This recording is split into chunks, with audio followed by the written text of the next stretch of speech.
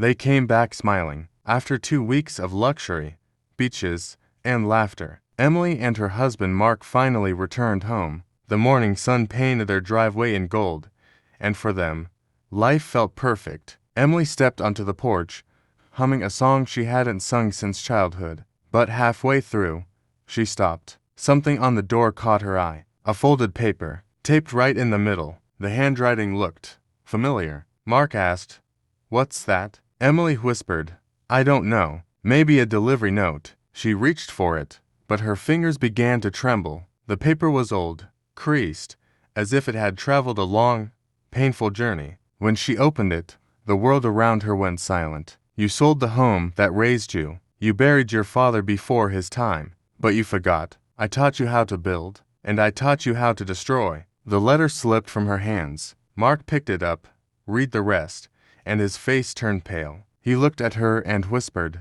"Emily, what have you done?" And then she screamed, not out of fear, but something deeper, something that sounded like guilt, because she knew that handwriting, and she knew whose hand could never have written it again. That letter was the beginning of the end. But to understand why, we need to go back to the day love turned into betrayal, and betrayal turned into revenge. To Harold Grant was 74 years old, a retired architect, a quiet man who had spent his whole life building homes for others. But only one truly mattered to him, his own. Every corner of that old house carried a story. The pencil marks on the kitchen door where he measured his daughter's height each birthday. The swing in the backyard that still moved when the wind passed by. The faint music of his late wife, Anna, that sometimes seemed to echo through the walls. Since Anna's passing, the house had grown silent, but Harold still woke up every morning, made 2 cups of tea out of habit, and placed one on the table across from him, where Anna used to sit. He told himself he was not alone. He had Emily, his daughter, his pride, his reason to live. He often said softly to himself, "She's all I've got now. Emily's my whole world." But the world he believed in had already started to change. Emily was no longer the little girl who ran barefoot through the garden, calling him daddy. She was grown now, successful, polished, always in a hurry. She lived in the city with her husband, Mark, a man who smiled with his mouth but never with his eyes. They visited Harold only once a month, and every time they came, Harold noticed something strange. Their eyes never really looked at him. They looked at the house, at the paintings, the furniture, the shelves, as if they were already planning something he couldn't see. Still, Harold ignored it. A parent's heart always finds a way to forgive. He told himself they were just busy, that they loved him in their own way. One evening, Emily said gently, "Dad, you shouldn't be living alone. This house is too big for you." Harold smiled. "I've lived here my whole life. It's not too big. It's just quiet." She continued, "You deserve better. There's a beautiful place I found, a nursing home, just for a few weeks, while we renovate this old place. You'll love it there. It's peaceful." Harold hesitated. His eyes drifted toward Anna's photograph. He wanted to trust his daughter. He wanted to believe her voice was filled with love. And so, after a long pause, he nodded. "All right, sweetheart, if you think it's best." The next morning, Harold packed a small suitcase, a few clothes, his sketchbook, and the one photograph he couldn't leave behind, Anna smiling under the apple tree. Before stepping out, he turned one last time to look at the house. The sunlight touched the old walls, and for a moment, he thought he saw Anna standing in the doorway, smiling softly, as if saying goodbye. That image stayed in his heart as the taxi drove him away. He didn't know then that this was not a temporary goodbye. It was the last time he would ever see his home. At first, everything seemed fine. The nursing home was quiet, neat, and smelled faintly of flowers. The staff were polite, the meals were warm, and Emily promised she would visit every weekend. For a while, Harold believed her. He even tried to convince himself that this was good for him, a short stay, a little rest. But, as the days passed, something inside him began to ache. The silence here wasn't peaceful. It was hollow. He missed the sound of creaking floors, the tick of the old clock in his living room, the whisper of wind that used to come through his window each night. Most of all, he missed belonging somewhere. Emily called once a week, always in a hurry, always distracted. Her voice was warm enough to keep his hope alive, but cold enough to make him wonder if she meant any of her words. "Dad, are they taking good care of you?" she would ask, and before he could finish answering, she'd say, "I'll call again soon," and hang up. Mark never called, not even once. One Sunday, Harold asked one of the nurses if she could take him for a drive, just to see his home from the outside. The nurse smiled sadly. "I'm sorry, Mr. Grant," she said. "Your daughter told us you're not supposed to leave the property." Harold didn't argue. He simply nodded, but inside, his heart grew heavier. Weeks turned into months. Then one afternoon, Emily visited. Her tone was soft, almost rehearsed. "Dad, the renovation's taking longer than expected," she said. "But don't worry, we're improving everything. The house will look brand new." Harold smiled weakly. "I don't want it brand new, Emily. I just want it the way it was." She patted his hand, pretending not to hear. Then she added quickly, "You just focus on your health. Leave the house to us." For a brief moment, Harold thought he saw something flicker in her eyes. Not love, not care, something colder, something that looked a lot like calculation. That night, Harold couldn't sleep. He sat by his small window, staring at the moon, whispering softly to Anna's photo. Did we raise her wrong, Anna? Or did we just love her too much? He didn't know the answer, but deep down, a quiet fear began to grow. The kind of fear only a parent knows, when love starts to feel one-sided, and trust begins to feel like a mistake. It was a cold Thursday afternoon when Harold's world finally cracked open. He was sitting near the phone in the common lounge, half listening to the quiet hum of people talking, and then, by accident, he heard her voice. Emily, his daughter. She was on the phone with someone. She hadn't noticed that the line in the adjoining office had connected to the hall speaker for a moment. Her words were sharp, confident, almost impatient. "Yes, the sale went through," she said. 890,000. The beers thrilled. "No, he doesn't know anything. He thinks we're just renovating." Harold froze. The cup of tea in his hand trembled, spilling drops across his lap. For a moment, he thought he had misheard. But then he heard Mark's voice faintly through the receiver. "He won't find out, Emily. He's too old to question anything. Once the money clears, we'll move it all. He'll be taken care of, in that home, and we can finally have peace." The words struck like knives. Harold's breath grew shallow. His heart pounded so loudly it drowned out the rest of their conversation. They had sold his home, the house where Anna's laughter once lived, the house that carried every piece of his life. For money, for comfort, for greed. He didn't remember standing up. He didn't remember how the cup slipped from his hand and shattered on the floor. All he remembered was the sudden hollowness in his chest, the feeling that his entire world had been stolen while he was still alive. That night, he sat alone in his small room, staring at the moon through the narrow window. He didn't cry. He didn't scream. He just whispered one sentence to himself, over and over. "My daughter sold my home." He said it quietly, as if repeating it might somehow make it untrue.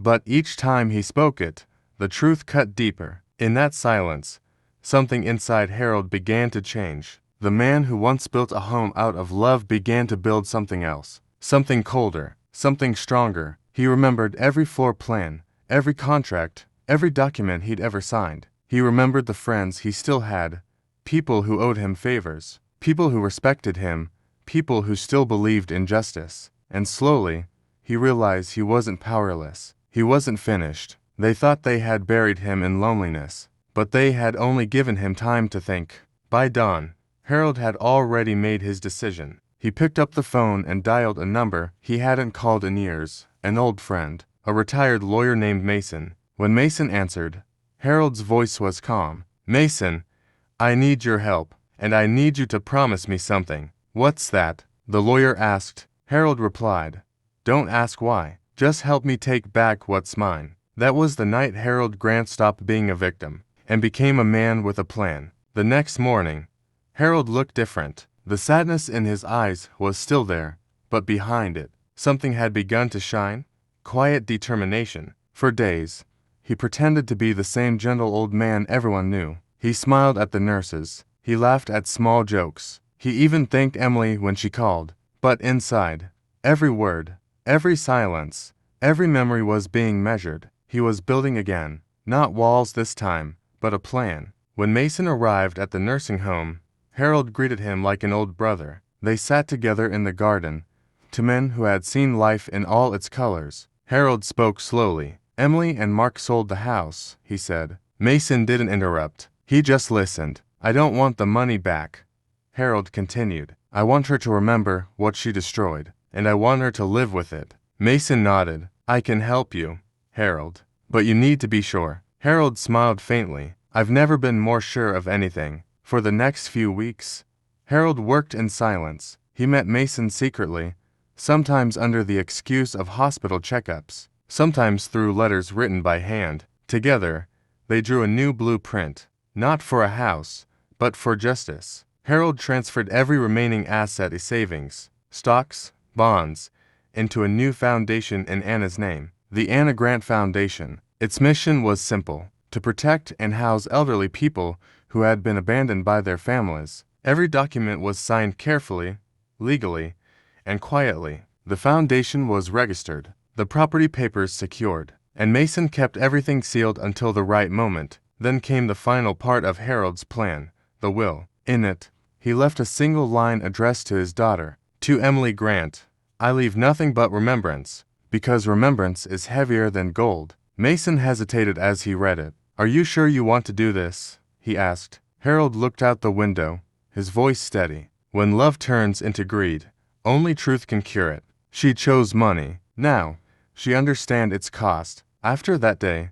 Harold's behavior began to change. He acted weaker, slower, quieter. He let the staff believe his health was declining. Even Emily noticed it during her next visit. She said, "Dad, you don't look well." Harold smiled faintly. I'm just tired, sweetheart. But don't worry, everything's in order now." Emily didn't realize what those words truly meant. When she left, Harold sat back in his chair and closed his eyes. For the first time in months, his heart felt peaceful. He had built something new, a legacy that couldn't be stolen, sold, or betrayed. And soon, when the time was right, his daughter would learn what her father had really been building all along. Time moved quietly after Harold's plan was complete. He spoke less, smiled more, and seemed almost at peace. The nurses thought he had finally accepted his new life. But inside, Harold was simply waiting for the perfect moment to disappear.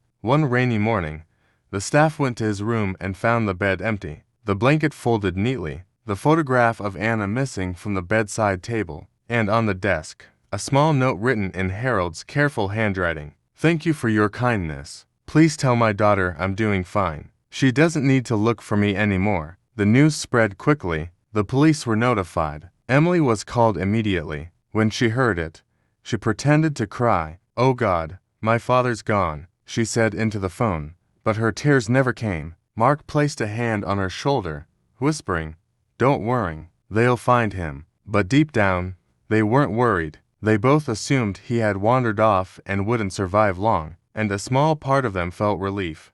No questions, no complications, no guilt. Days passed, then weeks. There was no trace of Harold. The nursing home placed a framed picture of him in the hallway, in memory of Harold Grant. Emily visited once, stayed for 10 minutes, and left. She told the manager coldly, "If anything shows up, just call my lawyer." Then she and Mark went back to their lives. They spent freely, traveled often, and told everyone how they had done everything for Harold. Their friends called them kind, responsible, loving children. But late at night, when the house grew quiet, Emily sometimes thought she heard things. The creak of a floorboard, the faint smell of her father's pipe tobacco, the echo of his footsteps near the stairs. She would shake her head and whisper, "It's just in my mind." But her heart never fully believed it, because somewhere deep down, she knew Harold Grant wasn't the kind of man who left things unfinished. And she was right. He hadn't vanished. He had simply stepped out of sight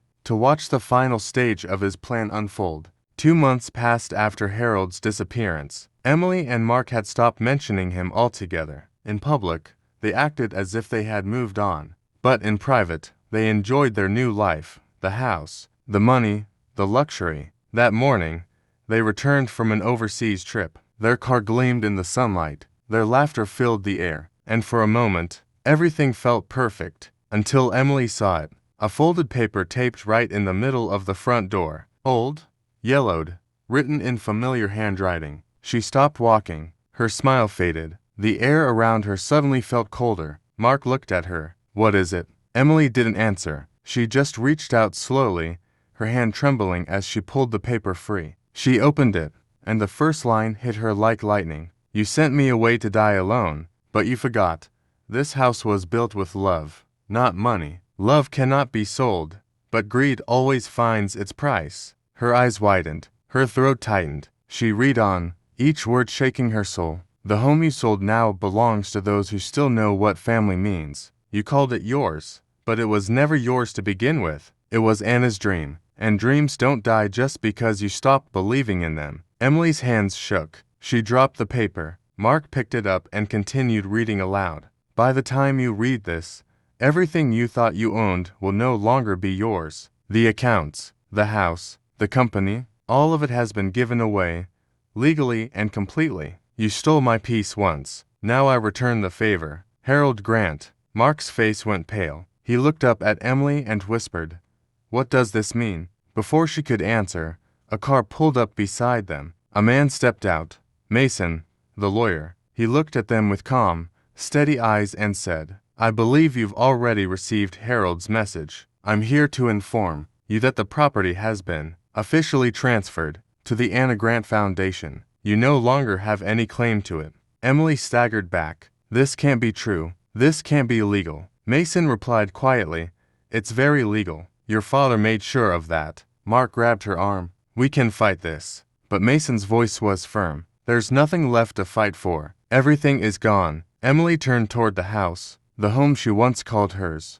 But it already felt like it belonged to someone else. The wind moved softly across the porch, rustling the paper that had fallen to the ground. For a moment, she thought she heard his voice in the breeze. Calm, gentle, unforgiving. "You forgot who taught you everything, Emily." And then, silence. Emily stood frozen on the porch long after Mason had left. The paper still fluttered at her feet, whispering the words she wished she could unread. Mark was pacing behind her, talking about lawyers, about damage control, about finding a way out. But Emily wasn't listening anymore. Inside the house, everything looked the same. The furniture, the walls, the photos, but the warmth was gone. It no longer felt like home. It felt like a stranger's memory. That night, they couldn't sleep. Every shadow felt alive. Every sound reminded Emily of her father's footsteps. At dawn, the phone rang. She hesitated before answering. It was Mason again. His tone was softer this time. "Emily," he said quietly, "I thought you should know. Your father passed away last week." The world seemed to stop. She sank into the chair, her voice breaking. "What? Where?" "He was living peacefully in a small town by the sea," Mason said. "He left no property, no accounts, no possessions. But he left one last letter. For you." Her hands shook as she opened the envelope Mason delivered later that day. Inside was a single page, written in Harold's slow, careful handwriting. "My dear Emily, you were my greatest joy and my deepest pain. I spent my life building a home for you, not with bricks, but with love. When you chose money over memories, I realized I had failed to teach you what truly matters. But love never dies. I didn't take revenge to hurt you. I did it so you could see the truth. The house, the money, the comfort, none of it was real without heart. One day, I hope you understand that what I left behind was not punishment. It was freedom." Dad, tears finally came. For the first time, they weren't forced or fake. They were real. Mark tried to comfort her, but she pushed him away. She walked out into the garden, the same place she used to play as a child, and sat beneath the old apple tree. The same tree where her father once read her stories, where her mother used to laugh. She whispered softly, "I thought I took everything from you, Dad. But you took everything from me, without even raising your voice." In that moment, she realized what true loss felt like. Not the loss of money, not the loss of property, but the loss of love, of innocence, of peace. The next week, workers arrived to turn the house into something new. A shelter for elderly people who had been abandoned by their families.